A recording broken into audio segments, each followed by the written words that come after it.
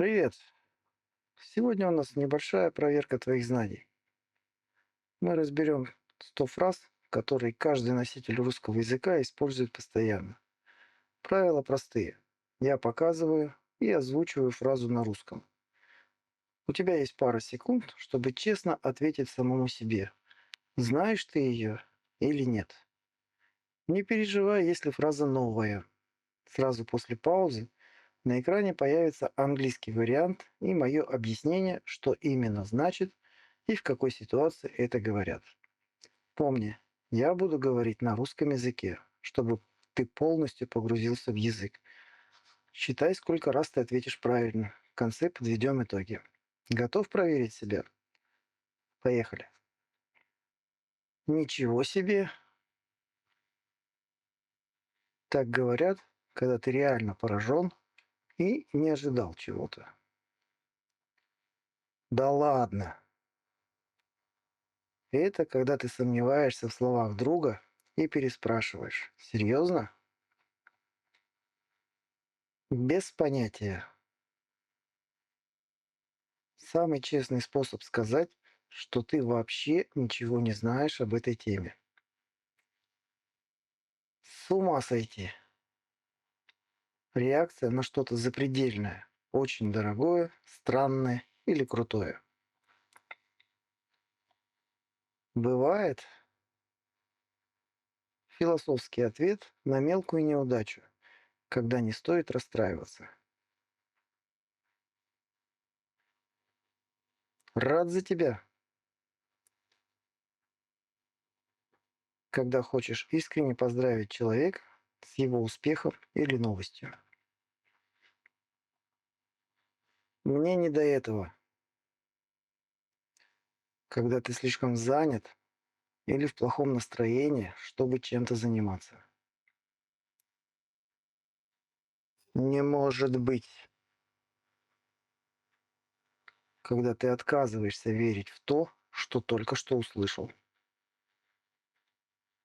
Мне не по себе, когда у тебя плохое предчувствие или просто некомфортно в этом месте.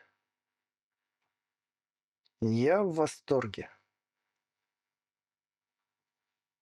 Эмоциональный способ сказать, что тебе что-то сильно понравилось.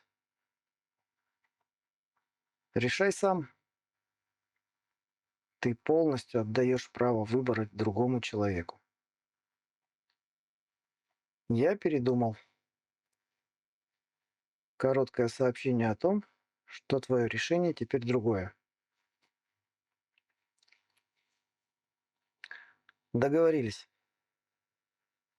Так ставят финальную точку в обсуждении планов. Я пас, если ты точно не хочешь участвовать в какой-то авантюре или игре. Посмотрим.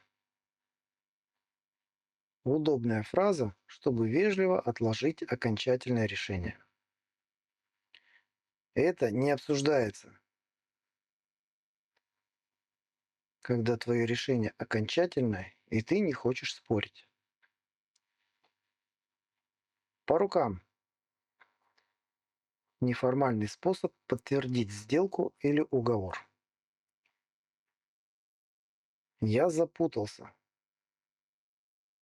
когда информации слишком много, и ты перестал понимать, что происходит. Давай в другой раз. Вежливый способ отказаться от предложения прямо сейчас. Жду с нетерпением, когда ты очень хочешь, чтобы какое-то событие поскорее наступило.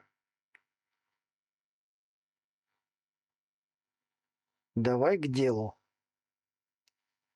Призыв перестать болтать и начать обсуждать что-то важное. И это не горит. Показывает, что задача может подождать и спешить не нужно. Я в курсе. Уверенный способ сказать «я уже это знаю, не объясняй». Имеет смысл, когда ты признаешь, что слова собеседника логичны и ты согласен. Я разберусь. Ты берешь ответственность на себя и обещаешь решить вопрос. Вкратце. Переход к самой главной мысли без лишних деталей. Суть в том, что когда хочешь подчеркнуть самый важный аргумент. Давай закругляться. Разговорный призыв заканчивать встречу или работу. Это не мое. Вежливый способ сказать, что тебе не нравится такой стиль или занятие. Так держать. Фраза для одобрения и мотивации продолжать в том же духе. Все будет пучком. Оптимистичная поддержка. Все наладится и будет даже лучше, чем ты думаешь. Мне лень. Самое честное признание, когда нет желания что-либо делать. Не парься. Совет расслабиться и не делать из мухи слона. Вылетело из головы, когда ты только что что-то помнил, но внезапно забыл. Я дико устал. Усиленная версия «я устал», когда сил не осталось совсем. Гора с плеч. То самое чувство облегчения, когда сложная проблема наконец-то решилась. Займи мне место. Просьба придержать стул в кино, кафе или в очереди. Присаживайся. Вежливое и дружелюбное приглашение сесть. Ты не против? Самый вежливый способ спросить разрешения что-то сделать. На пару слов. Когда тебе нужно поговорить с кем-то быстро и наедине. Я с тобой. Знак того, что ты поддерживаешь человека в трудную минуту. Обращайся. Дружелюбное предложение помочь в будущем, если возникнут вопросы. Ты справишься. Фраза, чтобы подбодрить человека и придать ему уверенности. Держись. Пожелание стойкости, когда у кого-то наступила черная полоса. Ни пуха, ни пера. Традиционное пожелание удачи перед важным испытанием или экзаменом. Я тебя подброшу, если ты на машине и предлагаешь довести человека до дома. Чем могу помочь? Классическая фраза вежливости, если ты видишь, что человеку трудно. Не сдавайся. Главная фраза для мотивации, когда кто-то хочет все бросить. Без обид. Ты просишь человека не обижаться на твои слова или действия. Ничего личного, когда ты критикуешь или принимаешь решения, не глядя на симпатию. Я в пути. Ты уже вышел из дома или едешь в транспорте.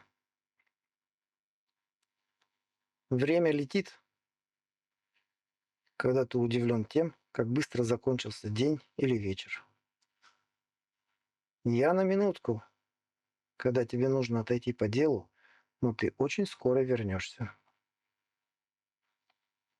Давай попозже. Предложение перенести разговор или встречу на другое время. Увидимся. Самое популярное и легкое прощание с друзьями. На связи. Способ попрощаться, подразумевая, что вы скоро спишетесь в сети. Встретимся как-нибудь. Неопределенное предложение увидеться когда-нибудь в будущем. Я на секунду, когда ты заглянул к кому-то буквально на мгновение. Как продвигаются дела? Вопрос о том, есть ли прогресс в каком-то деле или проекте. Как успехи? Интерес к результату. Получилось ли то, что планировалось? Скорее всего, когда ты почти уверен, что все будет именно так. Вряд ли твой прогноз, что это событие скорее не произойдет. Трудно сказать, когда у тебя нет однозначного ответа на сложный вопрос. Я сомневаюсь. Честное признание, что ты не очень веришь в чьи-то слова.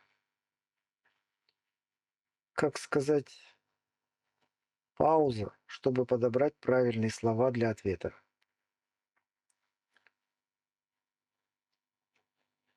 Спорный вопрос, когда по теме может быть много разных мнений.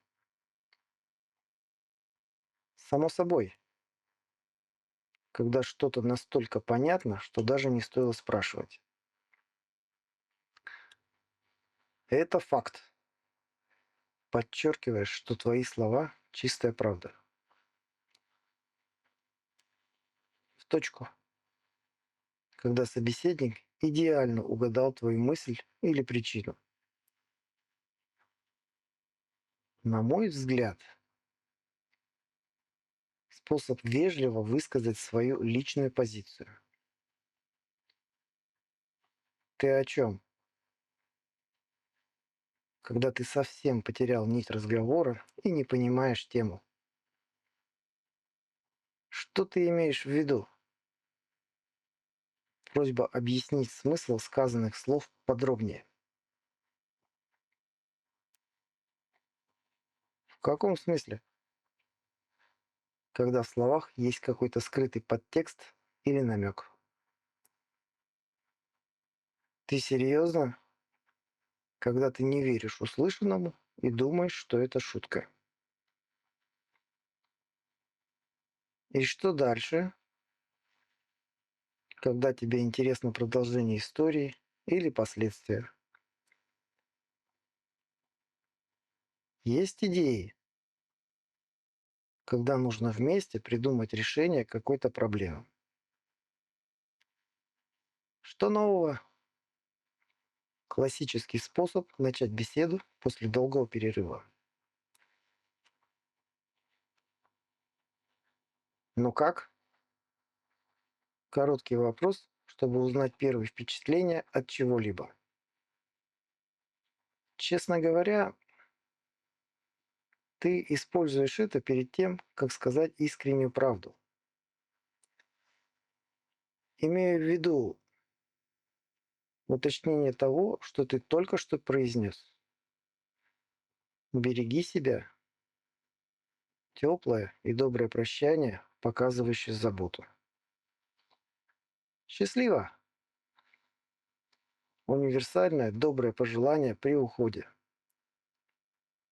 Не смешно. Твоя реакция на плохую или обидную шутку. Оставь это. Просьба не трогать какую-то вещь и больше не обсуждать тему. Будь здоров. Фраза, которую говорят, когда кто-то чихнул. Приятного аппетита. Традиционное пожелание перед началом еды. Проехали, когда не хочешь больше возвращаться к какому-то моменту. Короче говоря, когда ты хочешь быстро закончить длинный рассказ. Ты лучший. Самая приятная похвала для друга за помощь.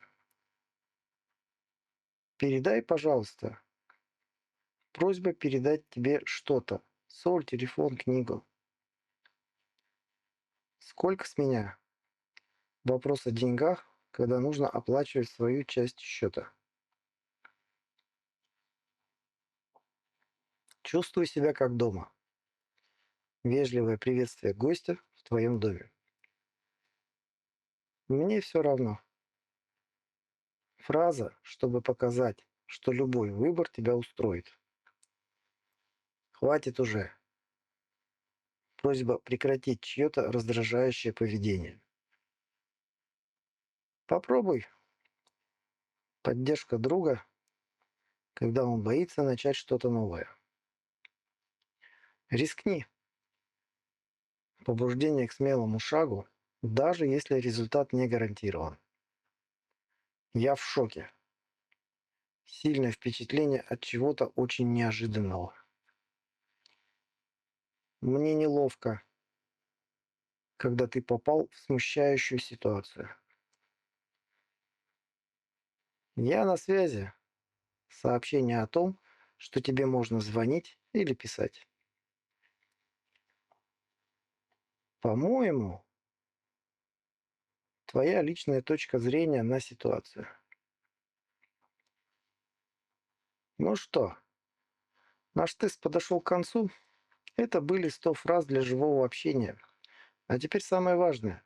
Напиши в комментариях свой результат. Сколько раз из 100 ты ответил правильно? Мне очень интересно посмотреть, насколько хорошо ты понимаешь живой русский язык. Если такой формат проверки тебе понравился, ставь лайк и подписывайся на канал, чтобы не пропустить следующее погружение. Береги себя и до встречи в новом видео. Пока.